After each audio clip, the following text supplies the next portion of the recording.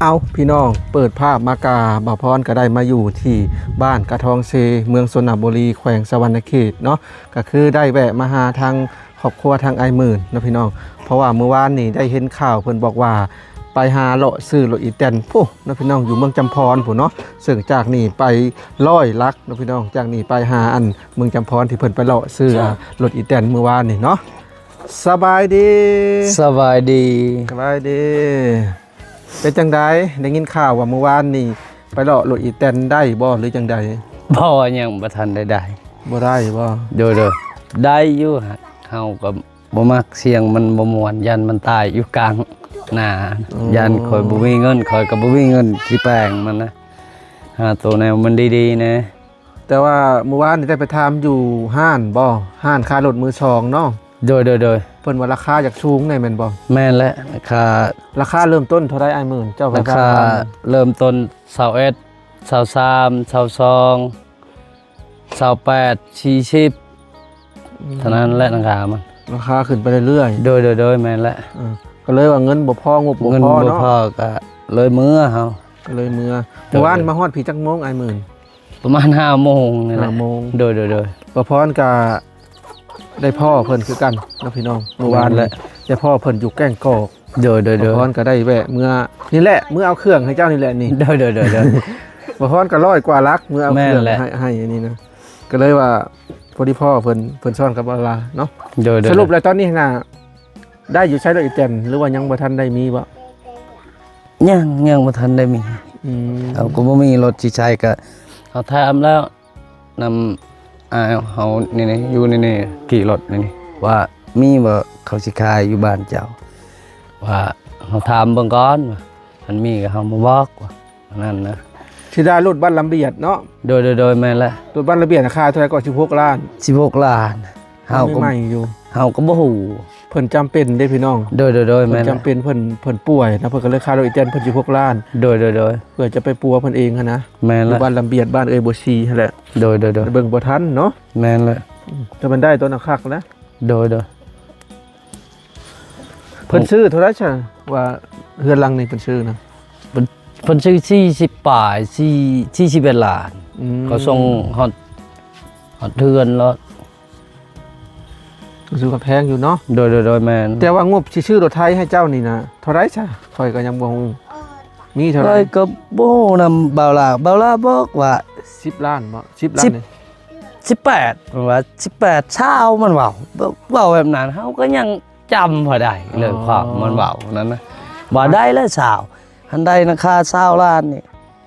ก็สิชื่อให้มันเว้าเฮาก็ยังก็บ่ฮู้คือกัน เลาะซื้อยันมีคนขายแถวนี่แหละจักสิได้ โดย ถ้าว่าไปซื้อในห้างรถอีแตนน่ะอยากแพงเลย แม่น เพราะเขา อันนี้ก็เฮาถามเบิ่งว่าไผสิขายนั่นนำอายเฮานั้นว่า มื้อนั้นจัก มัน ก็เห็นไผเว้าว่าผู้ใดอยากซื้อรถอีแตนบอกเด้อว่าหรือว่าคนบ้านลำเบียดน่ะบ่พรก็ลืมยันคันเดียวกันนั่นแหละ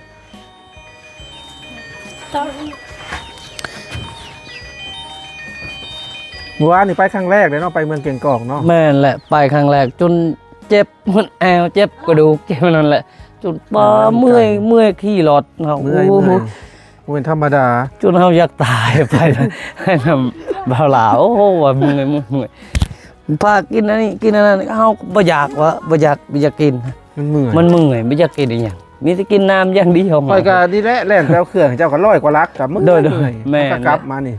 เฮาก็กลับมามื้อนี้ได้ โดยแม่นละ แต่ว่ามันธรรมดา แม่น แล่นรถทะลี่เนาะพี่น้อง โดยบ่หันเงินพอนั่นรถไปเบิ่งอยู่ในห้างนั่นเฮามักแล้วล่ะเงินบ่พอแล้วเฮาว่าโจะไว้ใจเย็นๆก่อนอย่าใจร้อนหันใจร้อนน่ะยันมันถึกรถแบบมันบ่ได้ขี่นะนั่นนะเฮาคือนี่นะบ่อยากได้ดีๆนะพอได้ใส่2-3 ปีก็ใครแน่อันนี้ก็ ว่าถ้าได้ตัวดีๆจากอาทีมือสองแล้วก็โค้งขี่เกียร์อย่างประมาณนี้กุ้มหัว7-8 ปีพุ่น โค้งตู้ก็เฮาจับไว้นั้นเบาล่ะถ่ายรูปไว้แล้วเฮาว่ามักเลยตัวนี้มักเต็มใจเลยเต็มใจเฮา มือสองก็ยังแบบเขาใส่งานดำปีดำใดนั่นนะ โดยแม่นเลย ถ้าเป็นของ ราคามัน28 ล้านตัวนั้น อืม มันว่ามักเนาะเบาลาวมักบ่ว่าหมื่นมักแล้วว่าเต็มใจแหละตัวนี้ แสดงว่าความฝันทางไอ้หมื่นนี่สิเป็นจริงเด้อพี่น้องเนาะ โดยนั่น แม่น พร้อมกันนั่งคุยกับเพิ่นนั่นนี่แหละก็ โดย ในที่สุดก็เพิ่นก็นี่แหละมีผู้ใจดี ผู้ใจดีทางใดไอ้หมื่น เฮาก็บ่ผู้ใจดีนั่นแม่ตู่ แม่ตู่ แม่ตู่แหละเป็นตั้งทุนให้ว่า400มันให้แล้วก็จัดภายในให้ก็200เมื่อวานนี่ก็เฮาเว้ากันลมกันนะเฮาบ่ชักเป็นลมกันน่ะ โดย เฮาก็เว้าบ่เก่งกะว่า ถ้าได้อีกแดนนี่ก็เข้าก็สิได้ร้ายขึ้นได้เนาะ โดย เพราะว่าเฮาเฮ็ดนา แม่นแหละ ทันละดูเด้ โดย ที่แหละต้องไปซอยให้กับเจ้าไปซอยกับเจ้าให้จนแล้วก็จังมาอันนั้น โดยแม่นแล้ว บัดนี้มีรถอีแตนก็โยก็ถือว่า โดยไปฮอดแถวนาเบาลาก็ไปหมดอ่ะไปเป็นคนเพืองว่าคนนี่เพืองเฮาก็คนเพืองบักหลายๆคนปุ๋ยคนเพืองแล้วไปเอาไปต่อบ่เฮาลงกอกนั่นฮอดประมาณ9 โมงเฮาไปคนนั่นก็ไปพักอยู่ในเฮือนมันในประมาณชั่วโมงนึงเฮาพักนะลมกันนะฮะเว้าพื้นกันนะฮะก็ยกมากแลนลงกอกจนเจ็บแอวเจ็บ ไกลลำบาก จนเฮาจะตายว่า ไปขี่รถชำยางวันนี้ ทางมันมาจากหมอนมันมึงไงดูดับขี่รถโอ้ย โดนบึ้มแล้วนะจ๊ะ โดยมันว่านอนน้ำเฮานะจุดชุมเนี่ยว่านอนน้ำเฮานะเฮาสิไปพาเบิ่งรถอีแตนอีกโอ้ยเฮาว่ายอมแหละพักผ่อนก่อน ประมาณ2-3 มื้อเฮาบ่ไหวแล้วเฮาว่าเอาแล้วมันไปมันเว้าเฮาก็บ่ได้เว้าหยังเฮามีแต่เฮายิ้มอยู่ซื่อ เพราะว่าโอ้ยากเส้นทางนี่ แม่ เจ็บ นแหละ แนวเด้ผู้ใดบ่เคยแล่นไปหันไปนี่ ๆโดยแม่นแหละจนเนียกตา คือว่าเฮือนหลังนั้นมีดองบ่ไอ้หมื่น แม่นมีแล้วดอก พี่น้องเจ้าบ่ พี่น้องเฮาแหละ มือได้มือผูกแขนเพิ่น มือผูกแขนนั้นวันพฤหัสมื้ออื่น มืออื่นนี้ โดย บ่แม่นมืออื่นมือรวมมืออันน่ะบ่ มือรวมนั่นแหละมือรวมข้าวต้มโฮมก็ คืออันมือข่อยไปถ่ายนั่นน่ะบ่ โดยแม่นแล้วแบบนั้นแหละ ตอนเช้าแล้วเขาก็ไปส่งไพ่ โดยแม่นแล้ว เพิ่นเอาพัวบ้านได้เฮือนหลังนี่ ผัวมันปุ่นอยู่บ้านนั่นบ้านนาผู้หวงเขาว่า เมืองขาพังทองบ่ โดยเฮาก็บ่เคยเห็นผ่าน เออ ลูกหลานเฮาเอา เช้านะเพิ่นตั้งได้น่ะ เจ้าสาวยังบ่ทันได้มาแต่บ้านนาผู้หวงมื้ออื่นจังมา มืออื่นบ่ โดย มืออื่นค่อยสิเข้ามาเบิ่งบรรยากาศแท้ เข้ารถ อันนี้คือเฮ็ดห้านไว้เพื่อจะผักลาบผักหยังเนาะ โดยแม่นแล้ว เพิ่นจะมาเฮ็ดห้านแบบ โดย ห้านแบบสมัย เจาะยอ เก่า เด้อเจาะยอดันจมูกของ มืออื่นเนาะ โดย มื แม่ อน อื่น แล้ว นี่ครัวยังมืออื่นนี่ คั่วไก่คั่วปลานั่นแหละ แต่ว่ามือส่งไพ่น่ะครัวงัวตัวนั้นบ่ โดยแม่นและงัวน้อย ไปเบิ่งงัวตัวนั้น ไป งัวเจ้าบ่าวได้นี่เนาะ โดยแม่นและ เพิ่นก็ให้ตัวน้อยเลย เขาก็ประจักษ์คือกันเลย เจ้าบ่าวเพิ่นก็บ่มีบ่ เขาบ่มีเขาก็ทุกข์ยากอะ อืม เงินค่าดองก็6 ล้านกีบ ทุกร้านกี้ โดย งัวตัวหนึง โดยมันบ่มี โอ้งัวตัวนี้แหละ โดย ทำอาหารในมื้อวันส่งไพ่เนาะ โดยแม่น นี่ และ บ่แม่นมือฮือ โดย ตัวนั้นได้บ่แม่นบ่บ่แม่นเนาะ แม่นหมดตัวนั้น3ตัวนี่แม่นหมดล่ะเขาสิกินตัวนี้ตัวนั้นเขาสิเอาไว้ อ๋อก็คือขาดองของเฮือนลูกสาวเฮือนหลังนี้น่ะก็คืองัว3ตัว โดย 6ล้าน โดยแม่นแหละ นี่แม่น เงิน6 ล้านก็จักสิไปชื่ออีหยังก็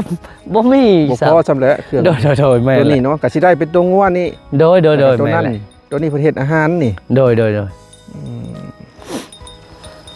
ตัวเนาะ โดย อันนั้นบ่พ่อเจ้าสาวนะ โดยแม่นแห ส ละ บายดี สบายดีเลย ลูกสาวเพิ่นอายุจักปี อายุประมาณ18 20นี่แหละประมาณนี้แหละ อืม มันเป็นแม่ห้างแล้วเอาแล้วผัวเธอหนึ่งเอาอยู่บ้านอาจารย์ใหญ่ล่ะเป็นแม่ห้างบ่ได้ลูกก็บ่ได้ ปะ ปะกัน ปะกัน แต่งดองบ่เพิ่นเอาตะกี้นะ แต่งดองแล้ว แต่งดองคือกัน โดยแม่นแหละ ถ้าได้ยินข่าวว่าถ้าว่าบ่เป็นแม่ห้างแม่ยังนี่ได้ลายบ่สินทอดหรือว่าซ้ำเก่า ก็บ่ได้หลายเลยบอลก็หลายบ่อนก็บ่ได้ก็บ่ได้ เวลาขาดองนี่เข้ายังให้หันเข้ายังให้นั่นได้หลายหันเข้าบ่ให้ก็บ่ได้นั่นน่ะ เนาะมื้ออื่นเนาะพี่ โด น้ ย อง โดย มื้ออื่นเพิ่นก็สิเจ้ารวมกันช่วงแรงๆเนาะ โดยแม่นแล้ว ช่วงแรงๆเดี๋ยวถ้าบ่พอมีโอกาสก็สิแวะมาเบิ่งบรรยากาศเนาะพี่น้อง โดย แต่มีลูกจะคนเรา เรามียันชนะก่อนยันชนะก่อนยันชนะ เราโปรดแค่โปรด ผู้ชายนั้น4ผู้หญิง8คน 4โดยเอาผัวละ2แล้วเด้อ โอ้ ลูกชายละเอาเมียละ1คนแล้วยัง3ยัง2บ่ยัง3หนู แต่ว่าเฮ็ดงานน้อยๆเนาะ โดยบ่ได้มีเครื่องชุงเครื่องเชียงเนาะ บ่ได้มีเลยเงิน6 ล้านนี่บ่มีบ่จิกจ่ายเลย เงิน6ล้านบ่ได้เด้อเนาะ บ่ ชื่อเครื่องปรุงก็เบิดแล้ว หมดแล้วก็ซื้อมักกะเหล้ามักพริกเนี่ยมักกะเกลือซื้อทุกยิ่งทุกแนวนะ เนาะอันนี้ก็คือผู้เป็นพี่อ้ายทั้งอ้ายหมื่นเนาะ โดย ก็คือ สบายดี เพิ่นเอเอื้อยทั้งอ้ายหมื่นเพิ่นมีลูกอยู่8คน โดย ผู้หญิง4บ่ โดย ผู้ชาย4 โดย แต่ลูกกุ๊กอายุเจ้าจักปีซะ ลูกกกและตุกเอาผัวนี่ อายุ18นี่ได้ โดย18 เป็นลูกหลานได้ ประมณ ลูกน้อยชุดอายุจักปี อายุประมาณลูกหลานนี่คือ นี่เด้นี่ น้อยๆเลย นี่นั่นเด้นะ ประมาณ4ปี โดย 4-5ปี เฮาค่ะ หักผู้ แสดง ชาย แสดงว่าลูกก็ออกท้ายปีหัวปีเนาะ โดยแม่นแหละ แสดงว่าเพิ่นได้งัว3โตวเนาะ โดย เงิ แม่น น แหละ 6ล้าน เงิน6 ล้านงัว3 แต่ว่า โต เจ้าบ่าวเพิ่นก็เป็นคนบ่มีบ่ บ่มี บ่มี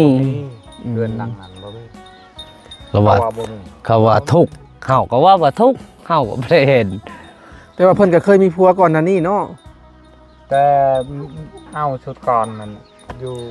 บ้านนี้ บรรณาจารย์นี่ อาจารย์ย้าย แต่ว่าช่วงนั้นได้ซะอันเขามาแต่งเพิ่นเท่าไรซะช่วงนั้น เงิน3ล้านควายตัวนึง โอ้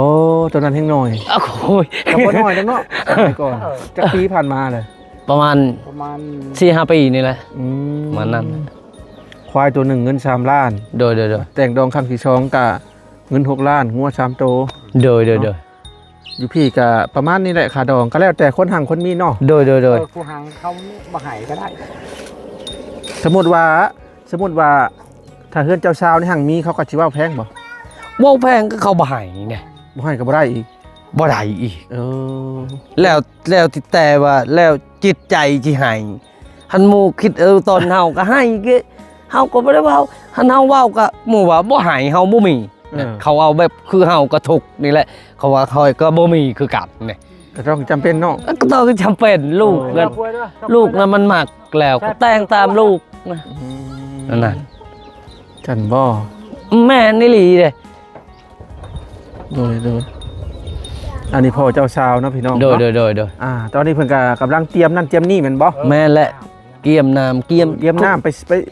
ไปเอาอยู่โรงงานบ่หรือว่าจักเอา ไปตัก สระนี่แหละ ตามสระนี่แหละ เขานี่แหละ แล้วก็มื้ออื่นก็ชาวบ้านก็มาช่วยกันค่อนข้างจะหลายเติบเนาะ เขามาซอย อืม เขาไปมาซอยแต่ยังบ่ทันงานนะเขาซอยนี่เป็นหน้าเป็น เขาซอยแต่เมื่อวานนี่ วันนี่เขาซอย แสดงว่า แต่ว่า สามัคคีกันดี โดยเขาสามัคคีก็ไปขอหมู่ก็ว่าไปซอยเขาไปซอย ซ้ำบ่มืองานแต่งมื้อนั้นนะซ้ำแล้วเนาะ สำนันแล้ว เนาะ สำนันแล้ว แต่ว่าส่วนหลายในทั้งพี่น่ะผู้หญิงนี่จะไปอยู่เฮือนผัวเนาะ แม่ ผู้ชายนี่จะเอาเมียมาเฮือน โดยแม่นแหละ เงิน6ล้านเพิ่นทอกให้แล้วบ่ ทอกแล้ว เจ้าว่าพ่อบ่มักเพชรเป็นนัวมึงปลาแดกเกลือ ไม่ได้พ่อมันบ่ได้จังเย็นน่ะนะ หมู่เว้าเฮาเว้าแบบจน พ่อมันบ่พ่อ เอาจริงเอาจังครับบ่ได้ดูนก็สุดบ่อนเว้าก็มีที่ มักเพชร นั่งเบิก เป็นนัวปลาดงปลาแดกเนาะ โดยแม่ แล้วก็มื้ออื่นนี่เช็ดหยังอาหารให้เพิ่นกินปลาบ่ ปลาไก่ ปลาไก่ โดย นั่นแหละ ตอนแรงๆพูดแล้วตอนเช้ามื้อส่งไผ่ไว้ เช้านั่นก็ งัวนั่นเลย อืม งัวตัวหนึงนี่แหละ แต่ว่าชาวบ้านเพิ่นช่วยกันเรทมาตรฐานนะเท่าไรอยู่พี่แบบ ข้าวซอยกับ ข้าวซอยก็บ่เกิน50สูงก็แสนเท่านั้นน่ะ ขนาดละบ่ได้ได้เงิน ละหัน บางคนได้จากสมุดเงินนี่ฮอดบ่50หรือแสน ลืมตา หันยังผู้ชายนั่นสำนั้นนะ เออ บ่อน เอามาลูกไผ่หันข้าวซอยเป็นเงิน โดยแม่นแล้วแบบนั้น แต่ผู้หญิง แล้วหัน เป็น ผู้หญิงนี่เขาซอยแพ้เส้น สอนเป็นวัตถุเนาะ โดยแม่นแล้ว โอ้ นั่น นี่ตัวนี้ก็แม่นนี่ลูกชายพี่อายเอาแหละตัวนี้ แม่นเลย เนี่ย แม่น มื้ออื่น ย่าง นี่เป็ดจัก มัน โตคิดว่าสิครัวให้เจ้ากิน จาก ประมาณ 4-5 โตที่แล้วมันบ่มี มันบ่มีเป็ดกับตัวหนึงไก่กับบางคน3โต๊ะ เออปลา ปลากับบางคน10 โล โอ้หลายเติบเนาะไปชื่ออยู่ใจสิปลา ซื้ออยู่จุดชุ่มนั่นแหละ สั่งเขาไว้แล้วบ่ บ่บอลเขาอันนั้นเด้บอลเขาคายบอลเขา ตาสั่ง โดยแม่นแล้ว บางมื้อก็บ่มีได้ โกย บางมื้อก็บ่มีได้เขา ตายแล้ว บ่มีคือว่าบ่ได้ ต้องไปสั่งเขาว่า ตายแล้ว สมมุติว่าต้องไปสั่งมื้อนี้หรือไปสั่งแต่ตอนเช้าเขาเอามาแต่สวรรค์ได้บางทีนะ โดยแม่น เขา แล้ว ก็เอามาจัง อันนี้ก็ให้เขาออกแต่ตอนเช้าและมื้ออื่นเอาสิก็ เขาบอกตอนเช้าได้สั่งเลยแล้วเอามาให้ มาให้ก็ประมาณค่ำๆก็2 โมงก็ออกเอาแล้ว 2 โมง 3 โมงเฮ็ดกินเท่านั้น อืมเฮ็ดคือมื้อนั้นอะไรเนาะพี่น้อง แม่นแหละ อยู่หั่นแหละ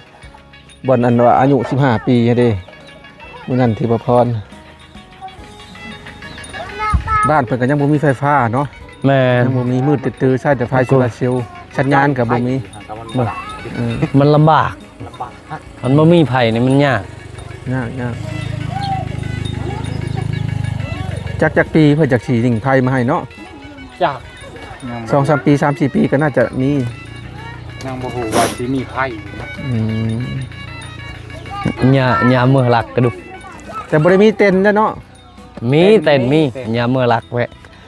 เต็นท์นี่เอา เต้นแบบว่าย่อให้เขากินข้าวนั่นมี ดัง หั นึ ก ง ว่า บ่ ตู้นี่บ่ได้ เออ ยาเมื่อนี่หลักเกิดจะดู ลักตัวนั้นนั่นแม่นลักเนี่ยอยู่ เขาว่ารักเครือข่าย เขาว่า เขาว่าหลักหนา น่ะ หลักหนาม รักน้ำ แม่น รักอันวัดอุณหภูมิ คือละเอาก็บ่ฮู้แล้วเขาว่าหลักหนามละ กันจนหัวมันเมื่อยเลย เฮาก็มือเที่ยงกันแหละ เขาว่าบ่แม่นรักเครือข่าย บ่แม่นแล้วเฮา จะไปทำ ในบ้านเฮานี่เขาลิ้นได้โทรศัพท์บ่เขาบ่ได้ตั้งหลักในลิ้นบ่ได้ไอ้โทรศัพท์นี่เพื่อนอ้ายเฮาก็ลิ้นได้เพื่อนน้องเฮาอยู่บ้านก็ลิ้นได้ ก็คือเดี๋ยวพอจะอธิบายนะพี่น้องก็คืออยู่ฝุ่นน่ะเขาตั้งรักขึ้นมาคล้ายๆคือรักคธานีนี่สูงแต่ว่าเพิ่นยังบ่ได้ใช้อุปกรณ์ดูดสัญญาณดอก บางคนก็บอกว่ารักอันรักคือจังว่า เขาว่าหลักน้ำท่วมเวลาน้ำที่ท่วมน่ะมันฮ้องเขาว่า มันเฮา เขาว่าผมได้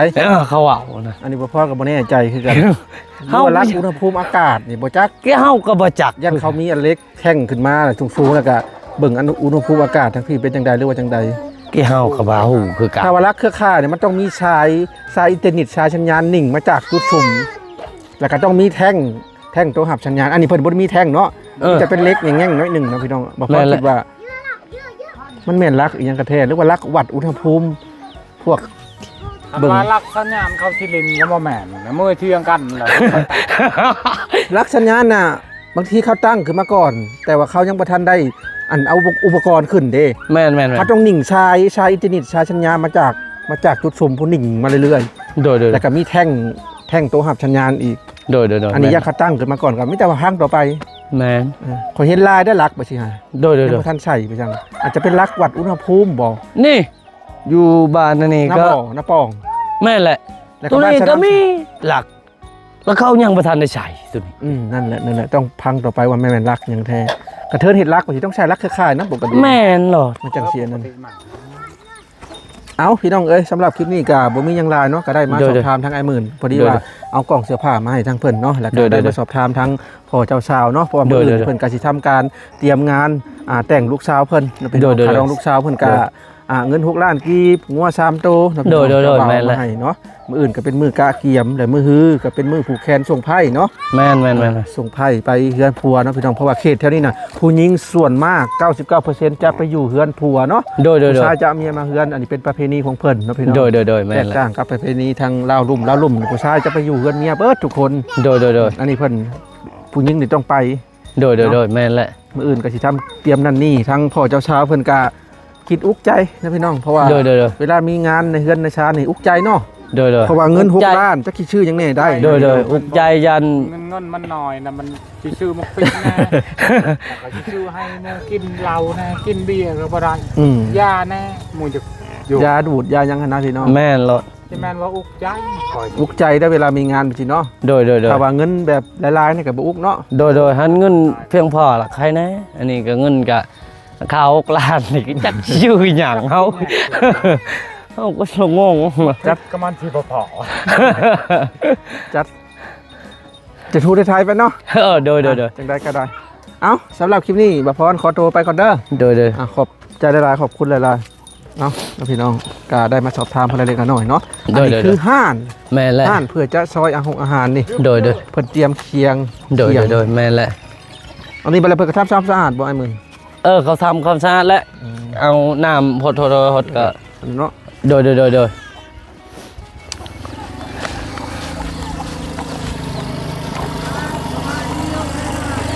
นะเฮ้ย นี่แหละเส้นทางเข้าบ้านเพิ่นเนาะพี่น้องนี่ แม่นแหละ เส้นทางแบบชาวบ้านเที่ยวเอาเองลาดกลางโคกได้พี่น้องยังบ่ทัน โด ได้ ย มี แม่นแหละ แบบเกรดนั่นนี่อีกเอาไอ้หมื่นข่อยขอตัวลำลาเด้อ โดย เดี๋ยวมื้ออื่นบางทีข่อยก็อาจจะมาใหม่ โดยแม่นแหละ เนาะ โดย ไปก่อนสบายดี สบายดี ไปก่อนเอทุกคน